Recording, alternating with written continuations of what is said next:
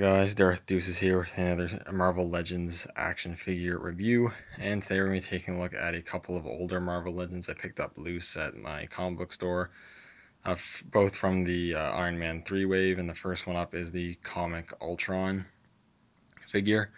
I've been wanting an Ultron figure for a little while now, because I do really like him as a villain, at least in the comics. He's okay in the movies, but meh. But I really like him in the comics and the cartoons and whatnot. And so we got a comic version of Ultron in the Iron Man 3 line or wave of Marvel Legends figures. We have more recently also gotten another comic version of Ultron in a 3-pack with a Vision and a Hulk figure, which I'll talk a little bit more about that later. But we'll take a look at this one first. I got him loose, and as far as I know, he doesn't come with any accessories aside from the Iron Monger BAF piece. So I'll just get right into it with the sculpt and paint apps. And right off the bat, he's not much of a new figure. The shoulder pads are new and the head is new.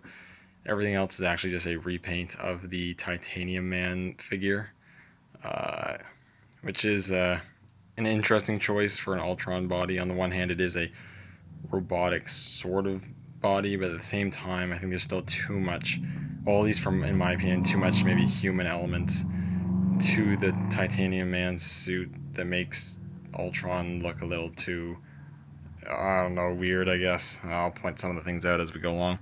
But one thing I do really like is the head sculpt. I think it is really well done. You got the fins on the side, which are pretty cool. The red is a really nice, bright, vibrant red in the mouth and in the eyes. The eyes and the mouth, again, are also painted really nicely. The jaw and the mouth looks really good. I love the evil smile thing he has going on.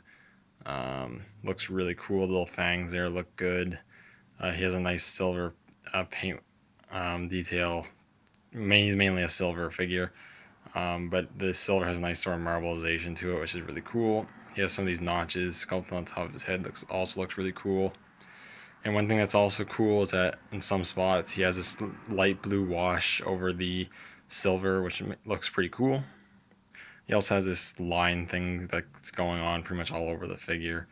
You've got the chest armor here. The shoulder pads are cool. They got these red dots painted on there and sculpted, which is pretty cool.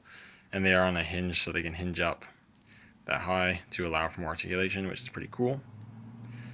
And you got the arms here with some defined musculature, which is something I don't like about this sculpt being used. He has too much sort of defined muscles going on, which I prefer my Ultron to look more robotic, and the muscles that are shaped like this make him look a little human, a little too human. It's not a huge deal or anything, and as of late he does look a bit more like this, but still, I don't know, it's personal preference, I guess. He's got the gauntlets here. He's got some nice sculpt detail in the hands. One hand is sculpted in open pose, and the other one's in a balled fist. So that's pretty cool. And you got the rest of the torso. You got that blue wash continuing on, the belt sort of thing. I really do like this sort of spine sort of sculpt going on here. It looks really cool. And he's got some more sculpt detail, some more of that blue wash, but and some of that marbleization you can see right there. Again, the legs look a little weird, especially the feet look like goofy boots. He looks like he's wearing like goofy boots or something. So I don't really like the look of that. But it's not too bad, I guess. But yeah, that's pretty much it about the sculpt and detail with him, really. There's not too much to go on about. He's, aside from the head sculpt and the shoulders, he's relatively plain, which is okay, honestly. In terms of articulation, he's pretty good. He's a ball joint in the head with a hinge in the neck, so you can look down good. You can look up good too, so you can get good flight poses out of him if you want. Ball hinges at the shoulders move really good. Swivels at the bicep. Double hinges at the elbows move okay. Hinges at the wrist. A ab crunch, which moves good. The swivel at the waist. Ball hinge hips. They also have the swivel at the bicep, and they're in such a way that you gotta twist the ball joint to go forward if you want to go forward, and twist it over to go out. So I don't really like that, but it's an older Marvel Legends, so I'll forgive it. You do have to fiddle with it a bit, but you still get the articulation you want out of it for the most part. He also has double hinges at the knees and hinges at the ankles, but no rockers. Which isn't the end of the world. His feet are so big they don't need the rockers really, but yeah. Yeah, overall it's not bad. I think the newer one is better, though I think we're still due for a complete relook, like just another go at the figure. I think the figure deserves to be looked at again, given a brand new sculpt and whatnot.